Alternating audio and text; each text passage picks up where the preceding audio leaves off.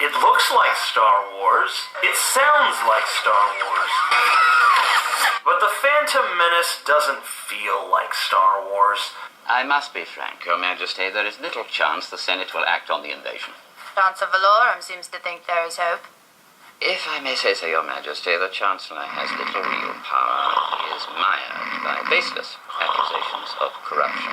The bureaucrats are in charge now. The witty quips of Han Solo have been replaced by the mirthless griping of a young Obi-Wan Kenobi. I have a bad feeling about this. I don't sense anything. The sagacious wisdom of Alec Guinness's Obi-Wan Kenobi has been replaced by the vacant platitudes of Qui-Gon Jinn. But not at the expense of the moment. Be mindful of the living force, young Padawan.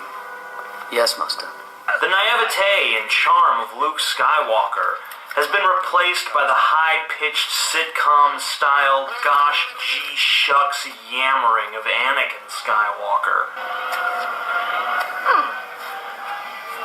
Are you an angel? What? An angel.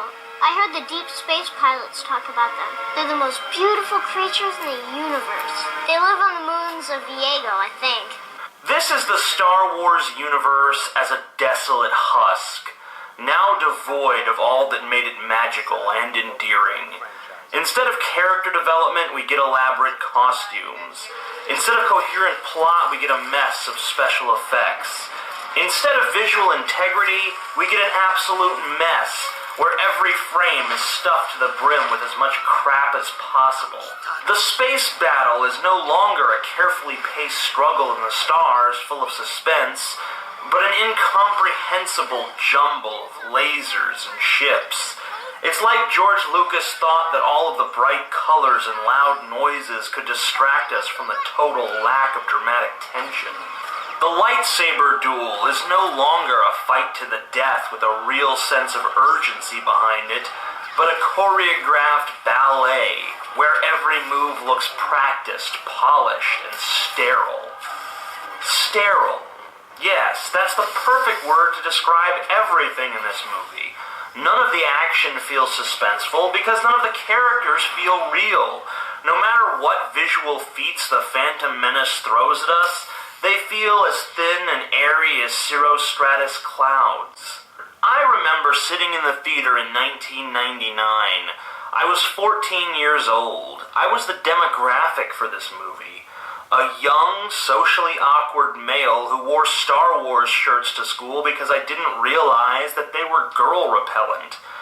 The opening credits were pure exhilaration. To see the words "a long time ago in a galaxy far, far away" appear on the big screen was monumentally thrilling. This was a new Star Wars movie. A Star Wars movie for my generation. A Star Wars movie that belonged to us. Then the crawl began. Turmoil has engulfed the Galactic Republic. Cool! An age of turmoil for the Galactic Republic is a great setting for a film. Is the Republic on the brink of civil war? Are there pockets of insurgency forming on the more impoverished planets threatening the stability of the Republic? The taxation of trade routes to outlying star systems is in dispute. What? I mean, I guess that could be pretty bad, but what does it even mean? How do you tax a trade route? Do you stop every ship using the route and make them give you money?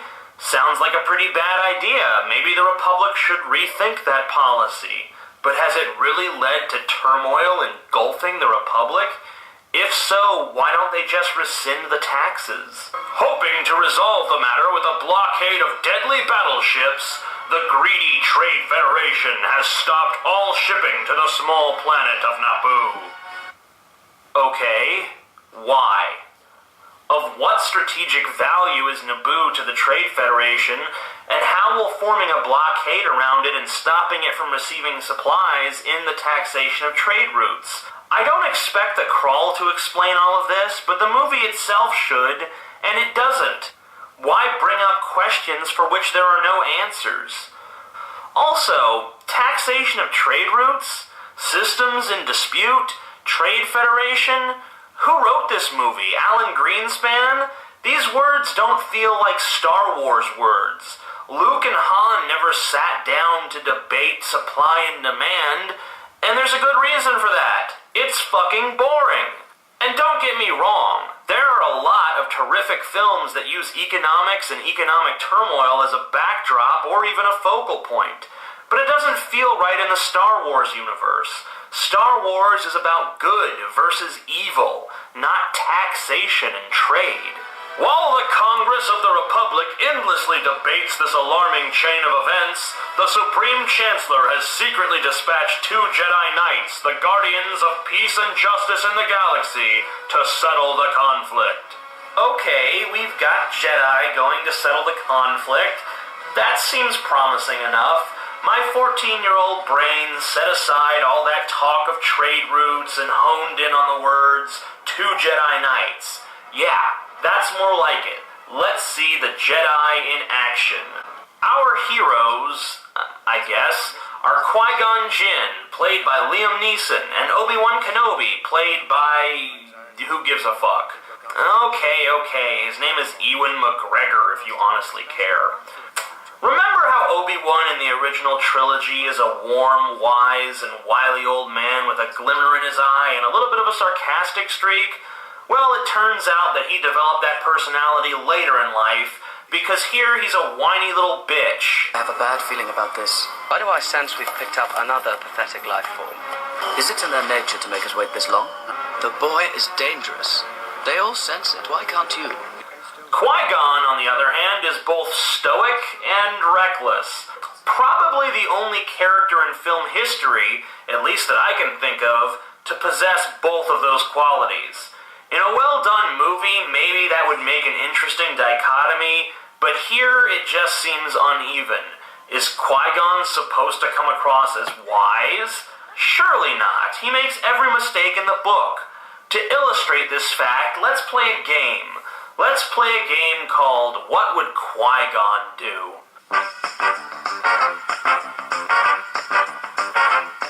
Question number 1. You're on an enemy ship as an ambassador. You sense that the enemy is highly apprehensive about your presence. One of the enemy's droids comes in to offer you a drink. Do you A, politely refuse, suspecting that it might be poison, or B, drink it down without a second thought? I sense an unusual amount of fear for something as trivial as this trade dispute. If you answered B, then congratulations! You're as dumb as Qui-Gon! Question number 2. The doors to the room you're sitting in suddenly slam shut and lock. The room fills with deadly gas. Do you A, immediately use your lightsaber to cut a hole in the door and escape, or B, hold your breath and wait for the enemy to assume you're dead by now and open the door? Sorry.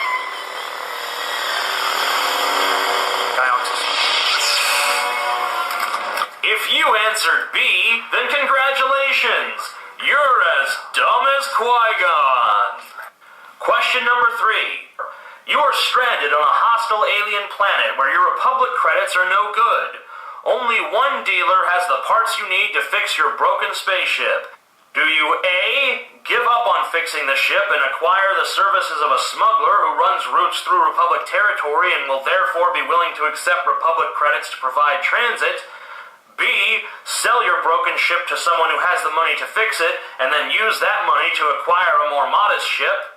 C, make a deal with the dealer who has the part you need that if he gives it to you, he can accompany you to Coruscant, where, upon your arrival, he will be paid 10 times what the part is worth in whatever currency he wishes. Or D, gamble on a pod race for the part using your ship as collateral. Bet on a 6-year-old boy who has never won a pod race and is going up against a fierce alien who will stop at nothing to see that he dies before he can even finish. But the boy tells me you want to sponsor him in the race. How can you do this? Not on Republic credits, I think, huh? My ship will be the entry fee. Oh, not bad, huh? Nubian, huh? It's in good order, except for the parts I need. If you answered D, then congratulations! You're as dumb as Qui-Gon! Still, at least Qui-Gon's reckless stupidity amounts to a character trait which hints at a personality. When I first saw this movie, Qui-Gon was my favorite character. Then I realized it's because he's the only character.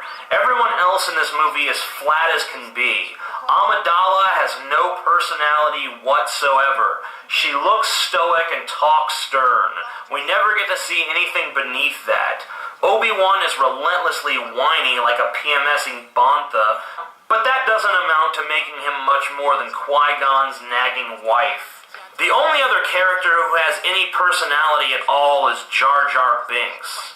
Let's get into Jar Jar Binks for a moment. Jar Jar is the most hated Star Wars character. The fans practically took to the streets to revolt against him.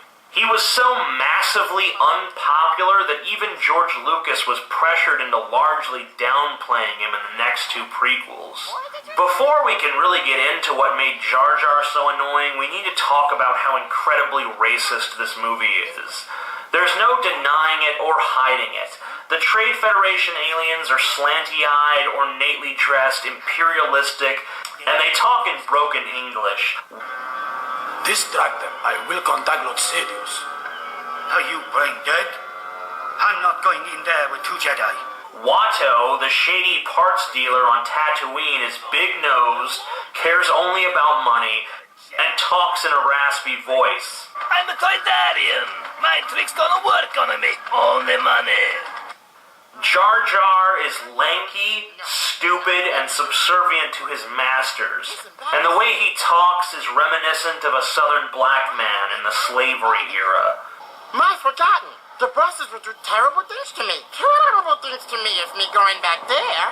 Jar Jar never shuts up. He constantly gets in the way. He is obviously shoehorned into scenes where he has no business being, merely to provide comedic relief. And he's not nearly as bad as most people say. Really, he's annoying, but so are C-3PO, R2-D2, and Chewbacca. He's supposed to be annoying. The problem is that annoying characters only work if you care about the characters that are being annoyed. And here we don't. So the only person Jar Jar annoys is us. He falls flat as a joke because the context of the film won't allow the joke to work. Far more infuriating than Jar Jar is Anakin Skywalker himself, played by Jake Lloyd, who I hope is addicted to heroin and blowing a guy for his next fix right now. This kid is the Beaver. His every word is hollow and filled with soulless 50s sitcom-style dialogue and exclamations. And he's a goody-goody. Darth Vader was a little goody-goody who said shit like this. Mom, you say the biggest problem in this universe is nobody helps each other. I want to puke in my Cheerios when I hear things like that. How about making Anakin a real person with an actual personality? Little kids are selfish. They play tricks. They disobey adults. They get angry. You don't have to make him evil, but you could at least give us an inkling that he's something other than a perfect little angel. His pure virtue doesn't make his inevitable fall any more tragic. It just makes it a lot less credible.